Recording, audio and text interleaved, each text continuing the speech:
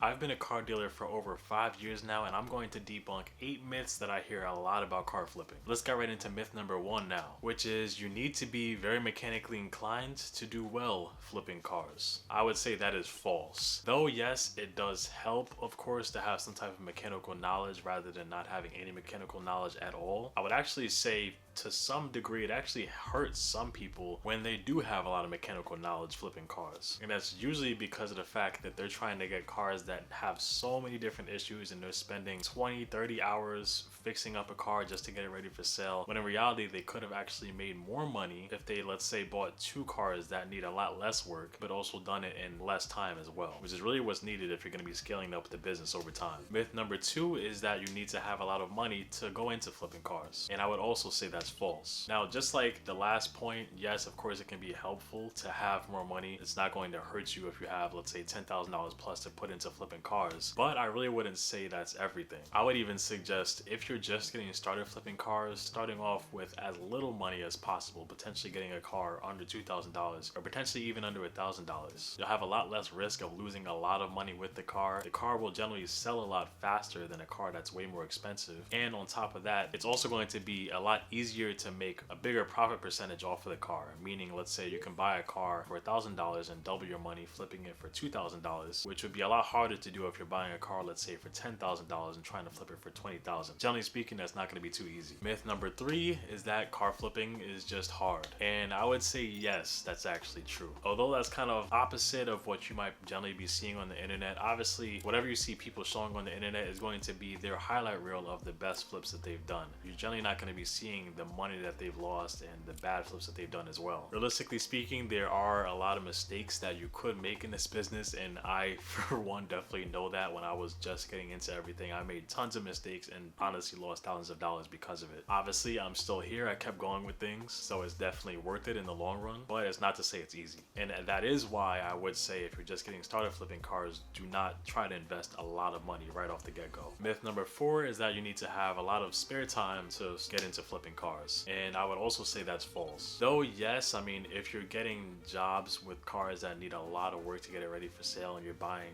cars that need new transmissions or new engines and stuff like that, yes, that stuff can take a decent amount of time to get that car ready for sale, but you also have to keep in mind that you can also delegate your tasks. You don't have to do every single job yourself. You should be making sure that you're inspecting the car right away so you know what car you're buying, but if you just don't have the time to get that car ready for sale and you need to just kind of outsource certain things, there's completely nothing wrong with that. And a lot of times that's going to be the resource you're going to need so that you can keep scaling up your profit if you're trying to do a lot of flips in a year. Myth number 5 is that flipping cars is no longer worth it. And this is primarily like a question that keeps coming up nowadays because after COVID, obviously, yes, things have changed. And I would say, yes, definitely things are harder, but I would still say false to the overall narrative that flipping cars is not worth it. You might have to use some type of different strategy than you might have used, let's say, before COVID. Before COVID happened, it was a lot easier to just get a good deal for a car, regardless if it was from private sale or from the auctions. Now it might just be where you might just have to do things a little bit differently. Maybe what you were doing before, you might have to switch up a little bit. Maybe you might have to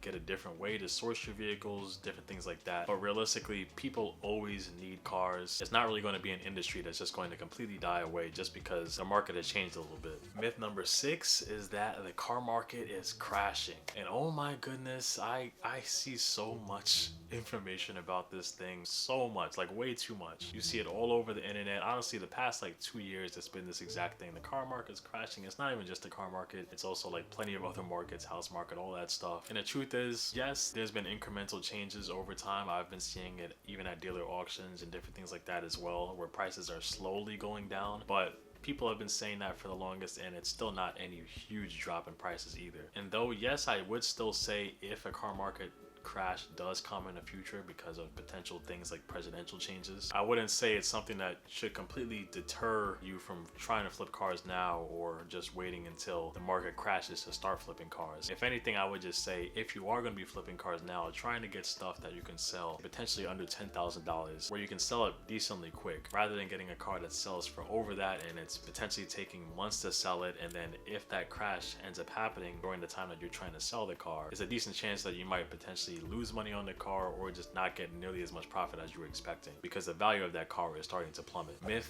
number 7 is that you can get into a lot of trouble because of title skipping. To be honest, I probably shouldn't have put this in as a myth. I mean, mean, it's literally like a law.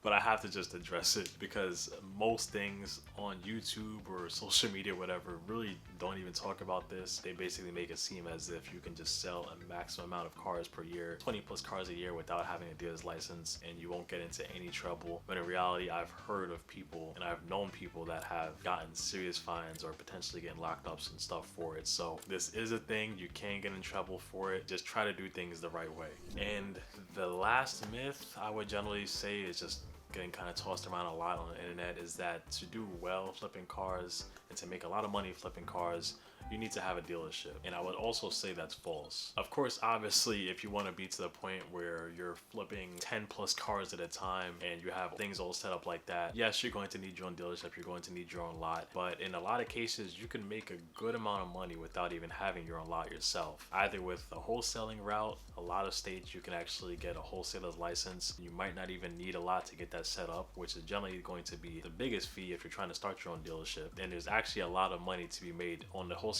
side as well. Or let's say, as the last option, is also becoming a dealer rep under another dealership. And that's actually what I help people do. I've literally helped over 100 people do that same thing themselves. That's what I also do. And I can definitely say not only me, but plenty of other people are making very good money just from that platform in itself. And I will say, if you do want to know more about that, I'll drop a link in the description below for it. And along with that, I just want to hear like what experience you got with flipping cars so far. What was the best flip that you got? And drop it in the comments below. I want to hear what you guys have done as well. But that's everything. Hopefully this shed some light on how the flipping industry is so far and where things are going. And I'll see you in the next one.